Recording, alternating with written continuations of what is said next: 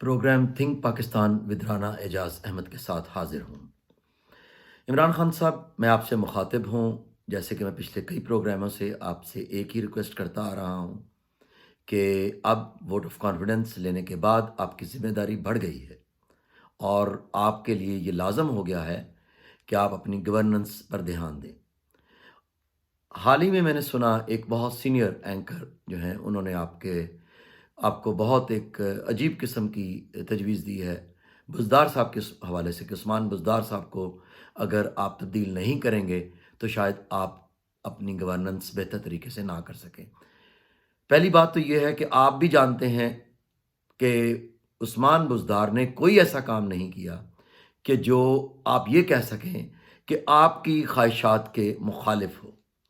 मुझे ये नहीं समझ आती कि जो लोग उस्मान बुज़दार साहब को इतना बुरा भला कहते हैं, जब मैं उनसे पूछता हूँ कि उस्मान बुज़दार साहब ने क्या गलत काम किया, तो उनका जवाब एक ही होता है कि हाँ जी, उन्होंने कोई काम किया ही नहीं, तो गलत या सही का सवाल ही पैदा नहीं होता। आई डोंट नो कि इसमें वो क्या कहना चाहते हैं, लेकिन एक बात मैं उनको कहता हूँ, वो ये कि क्योंकि उस्मान बुज़दार साहब ने कोई करप्शन नहीं अभी तक उनके सामने आई, की है या नहीं मुझे नहीं इल्म, लेकिन अभी तक वो सामने नहीं आई। जो करप्शन पिछली हुकूमतें करती रही हैं, वो यकीनन उस्मान बुज़दार साहब नहीं कर रहे। तो अगर वो यही नहीं कर रहे, तो यही काफ़ी है इस सबसे बड़े सूबे के लिए। तो पहली बात तो मैं आपको ये कहूँगा कि खुदारा ये जो सीनियर एंकर्स हैं, ये पहले आपकी तारीफ़ें करते रहे और अब उनको ही इस्तेमाल किया जा रहा है जानबूझकर आपकी गवर्नेंस से तवज्जो हटाने के लिए।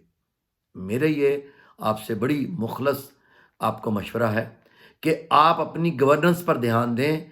ये किसी को चेंज करें, उसको हटाएं, नहीं, उन्हीं लोगों से काम लें। आप डिक्टेट करें। अब आपको डिक्टेट करने का वक्त आ गया है कि आप इन लोगों को डिक्टेट करवाएं और अपनी गवर्नेंस पर ध्यान दें।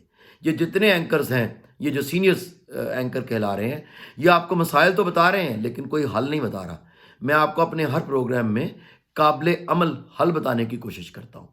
अब भी मैं आपको जो बताने जा रहा हूँ वो काबिल अमल हल है, जो मैं पिछले कई प्रोग्रामों से कहता आ रहा हूँ। रिफॉर्म्स करें। रिफॉर्म्स में कोई गुज़श्ता हुकूमत ने कुछ नहीं करना। देखें, गुज़श्ता हुकूमत ने जो करना था वो कर दिया और आपकी मईशत को तबाह बर्बाद कर दिया, जिसको यकीनन आप रेस्टोर करने की पूरी कोशिश कर रहे हैं।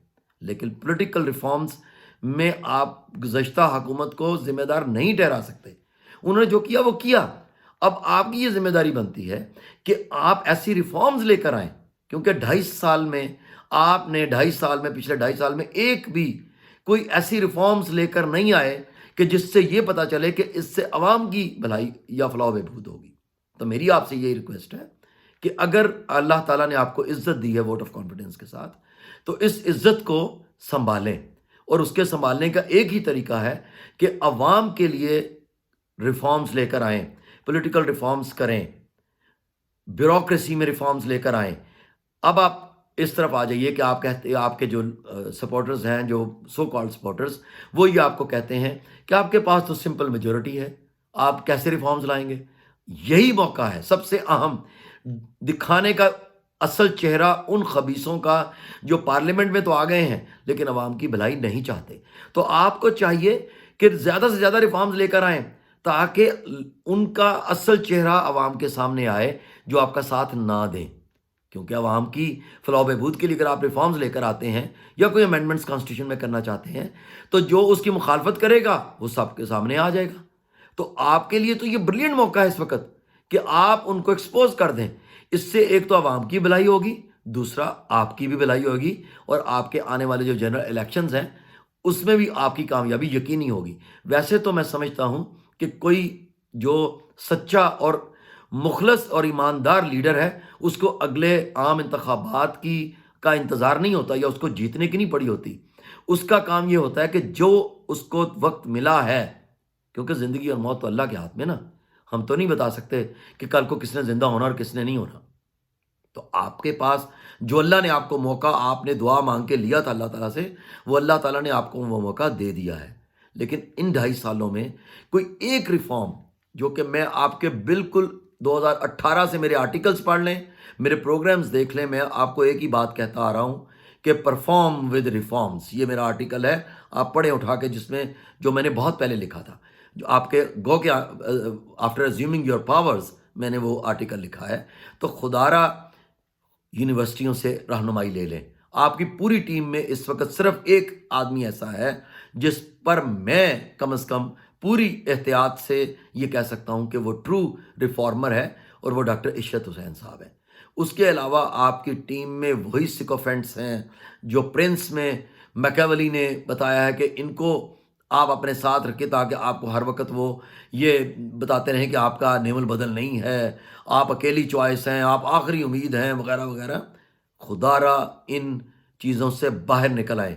یہ وہی خبیث لوگ ہیں جو گزشتہ حکومتوں کو گرانے کی وجہ بنے ہیں، یہ وہی خبیث لوگ ہیں جنہوں نے ان کو تباہی کے دانے تک پہنچایا۔ خدا را ان کے چنگل سے نکل آئے۔ عوام آپ کے ساتھ ہے، اس وقت پارلیمنٹیرینز آپ کی رسپیکٹ کر رہے ہیں، تو خدا کے لیے اپنی کیبنٹ میں صرف ان لوگوں کو جگہ دیں جو اس ملک کی بہتری کے آتے ہیں۔ جو لوگ اتنا پیسہ لگاتے ہیں اور سمجھ جایا کریں کہ وہ کرپٹ ہے، کیونکہ وہ پیسہ آپ پر یا کسی بار لگا رہے ہیں تو وہ انہوں نے پورا کرنا ہے کل کو۔ تو خدا کے لیے میں آپ کو جو کہہ رہا ہوں کہ ریفارمز لے کر آئیں، اس میں کسی گزشتہ حکومت نے کچھ نہیں کرنا، اس میں کوئی آپ کا پیسہ نہیں لگنا، صرف آپ نے یہ بتانا ہے کہ جی اگلے 5 سالوں میں ہم نے یہ کرنا ہے۔ تو وہ تبھی ہوگا کہ اگر آج آپ ریفارمز لے کر آئیں گے۔ میں نے آپ کو پچھلے پروگرام میں بھی کہا تھا کہ جوڈیشل ریفارمز کے لیے، ایجوکیشن ریفارمز کے لیے میں حاضر ہوں، میری پوری ٹیم حاضر ہے، والنٹیرلی ہم لوگ کام کرنے کے لیے تیار ہیں، آپ لوگ ہمیں استعمال کر سکتے ہیں، ہم پڑھے لکھے لوگ ہیں۔ لیکن آپ خوش آمدیوں کے اور یہ جو آپ کو ہلا شہری دینے والے ہیں کہ جی آپ ہی آخری امید ہیں اور آپ کا نعم البدل کوئی نہیں، اور آپ یہ سمجھ بھی رہے ہیں، یہ خدا کی پناہ اس تکبر سے نکل آئیں۔ اس میں آپ کو کلیئرلی بتا رہا ہوں کہ اس خوش فہمی سے نکل آئیں خدا کے لیے۔ یہ تو لوگ خدا کو بدل لیتے ہیں، یہاں پہ لوگ دوسرا خدا لے آتے ہیں۔ آپ کیا چیز ہیں؟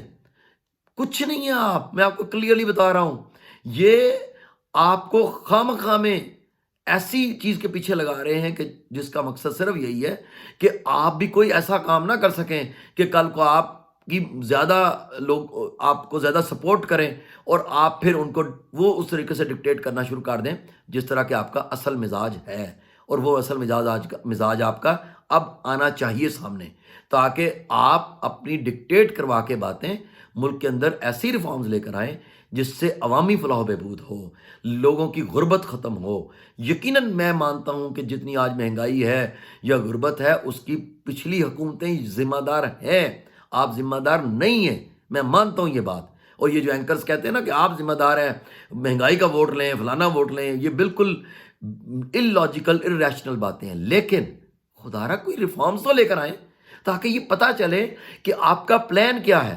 یہ جو ہے نا کہ جی اتوار بازار سستے کر دینا، سبسڈی دے دینا، یہ وہی شہباز شریف کے کام ہے کہ رمضان بازار لگا دیں، رمضان میں آپ اتنے پیسے کم کر دیں گے، اتنے کم، اس کا بوجھ پھر عوام پر آنا ہے۔ مجھے پتہ ہے آپ نے جو پہلے ہارڈ ڈیسیژن لیے، میں اس کو اس لیے اپریشیٹ کرتا رہا ہوں کہ یہ آپ کی ایک بڑی سمپل سی بات تھی کہ جب میرے پاس پیسے نہیں ہیں میں کہاں سے تنخواہ بڑھا دوں۔ سمپل بات ہے، جب آپ خزانہ خالی ہے تو آپ اس میں کیسے کسی کی تنخواہ بڑھا سکتے ہیں؟ لیکن ٹھیک ہے، اب اگر جو آپ نے کرپشن سے نہیں کیا آپ نے اور آپ کے ساتھیوں نے بقول آپ کے، تو یقیناً وہ خزانے میں پیسے پڑ رہے تھے۔ آپ نے 16ویں گریڈ تک 25% تنخواہیں بڑھائی ہیں، بہت اپریشیٹ کرتا ہوں، میں آپ کو بہت اپریشیٹ کرتا ہوں کہ آپ نے 16ویں گریڈ تک بڑھائی ہیں، بالکل نہ بڑھائیں آگے گریڈ سے، میں آپ کے ساتھ ہوں۔ لیکن ریفارمز لے کر آئیں جو کہ مستقل بنیادوں پر ہوں، غریبوں کا بھلا مستقل بنیادوں پہ ہو۔ یہ نہیں ہے کہ وہ آج آپ ہیں تو وہ ہو رہا ہے اور آگے جا کے پھر کام خراب ہو جائے گا، پھر آپ کہیں گے جی کچھ نہیں ہے تو اب پھر مہنگائی۔ یہ جو مہنگائی مسلسل ہو رہی ہے یہ کمر توڑ رہی ہے سب کی۔ میری آپ سے یہ ریکویسٹ ہے کہ پرماننٹ ریفارمز لے کر آئیں، اسمبلی میں لے کر آئیں، پارلیمنٹ میں لے کر آئیں، تاکہ وہ چہرے جو صرف باتیں کر رہے ہیں، کام نہیں کرنا چاہتے، وہ عوام کے سامنے آ جائیں۔ آپ کا بہت شکریہ اگر آپ ان باتوں پر عمل کر لیں یا ان پر سوچنا ہی شروع کر دیں۔ Thank you.